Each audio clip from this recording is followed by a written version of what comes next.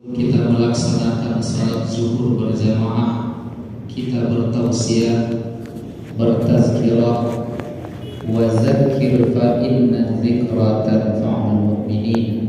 Berikanlah peringatan, karena peringatan itu bermanfaat bagi orang-orang yang beriman. Bapak Ibu yang dimuliakan oleh Allah Ta'ala, apa yang kita bahas pada siang hari ini adalah tadabbur Al-Quran, di mana para ulama kita mengatakan iza betulita bisyahawat faraji' ala qataka wa hifadaka bisalawat.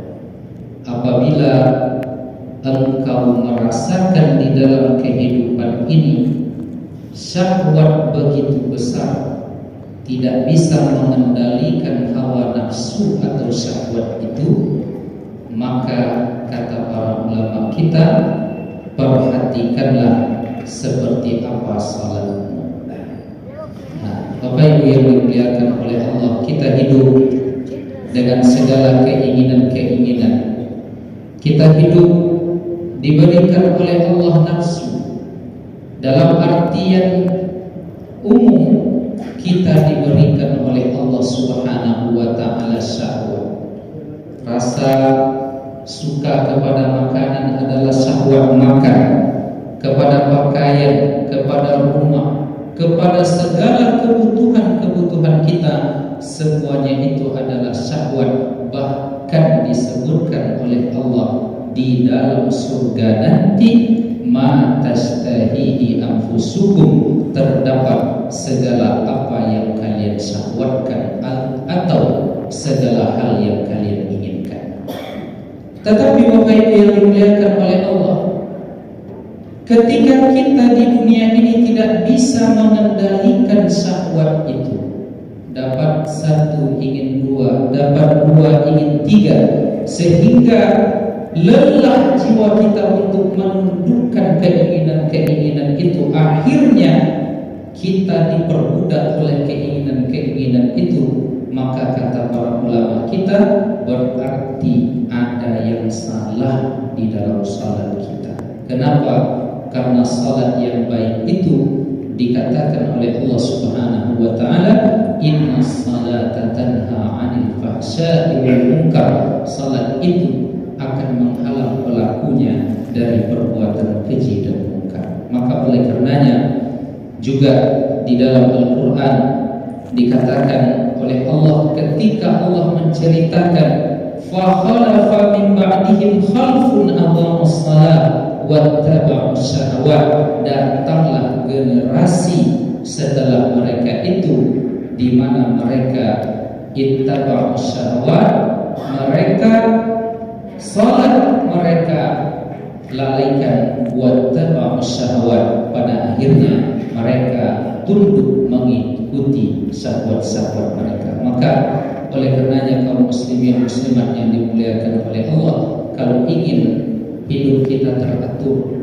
syahwat kita bisa kita memendungnya, kita tidak luntur oleh nafsu kita, maka hendaklah kita perhatikan salat kita, supaya dari salat itu kita bisa mencegah diri kita dari segala macam keinginan syahwat-syahwat yang mungkin tidak bisa diatasi oleh diri kita. Itu yang pertama. Lalu yang kedua, iza syahurta bid-dhamki, apabila engkau merasakan hidup begitu sempit, wa adamit taufik, dan engkau merasakan segala keinginan dan cita-citamu tidak tercapai, sulit saja hidup ini rasanya, sempit, gundah gulana saja hidup ini rasanya, maka dikatakan oleh para ulama kita, maka perhatikanlah wajib ala qataka bi walidaika atau bi ummika, perhatikan kembali seperti apa hubunganmu dengan orang tua.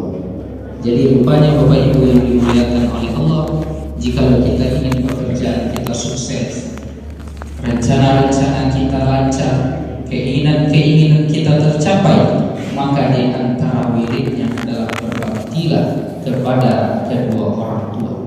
Sehingga di dalam Al-Quran Nabi Musa menceritakan Allah membuat ia berbakti kepada orang tuanya. Wa barram biwalidati, Allah menjadikan aku orang yang berbakti kepada ibuku. Wa lam yaj'alni jabbaran syaqiyya, dan karena bakti kepada kedua orang tua itu kepada ibunya itu, wa lam yaj'alni jabbaran syaqiyya, Allah tidak menjadikan aku orang yang kasar dan orang-orang yang syaqiyya, orang-orang yang bersedih sebab apa?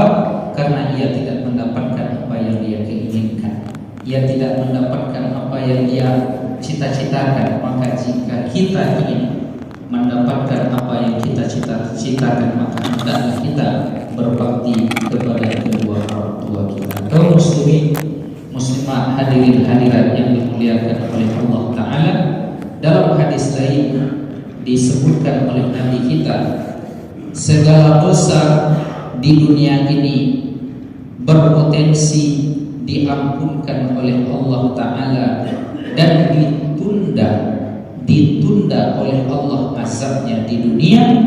Tetapi ada dua dosa yang apabila kita lakukan dosa itu, maka disegerakan, dinampakkan oleh Allah terhadap pelakunya jika ia lakukan. Dari dua hal itu adalah durhaka kepada kedua orang tua. Dan yang paling menyakitkan pula Bapak Ibu sekalian, di antara efek negatif dari durhaka kepada kedua orang tua ini juga disebutkan oleh Nabi kita sallallahu alaihi wasallam, doa orang itu tidak akan pernah didengar oleh Allah.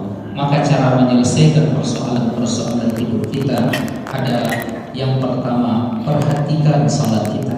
Mari kita perbaiki salat kita.